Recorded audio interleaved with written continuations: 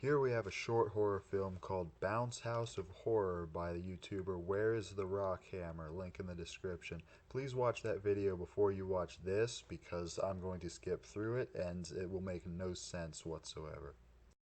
The first thing we're met with in this film is two mother characters who we've never seen before and know nothing about.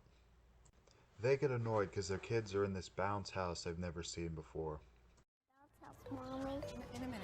So, do you own it? No. Hey, everything okay? We're then introduced to this male character who we know nothing about. Now, as opposed to the two mother characters, we do learn something about this guy as the film goes on. It's that he's willing to beat his child in front of a birthday party. You've been warned. Here comes the pain. Here comes the pain, brother! The bounce house is apparently haunted by the Zerg drones from StarCraft 2.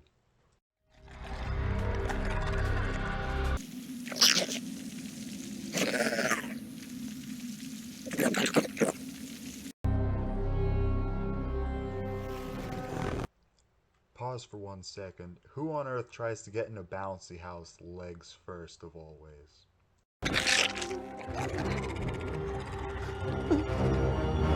Oh my God,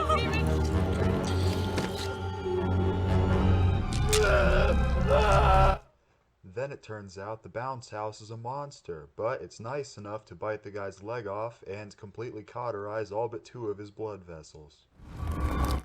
Then, in a twist rivaling the Sixth Sense, it turns out the bounce house is actually the worm from Men in Black 2. And the race is on to escape the worm, but unnamed mother number 1 falls over and lays on the ground for 5 whole seconds about to be eaten by the worm, and guess what happens? She does.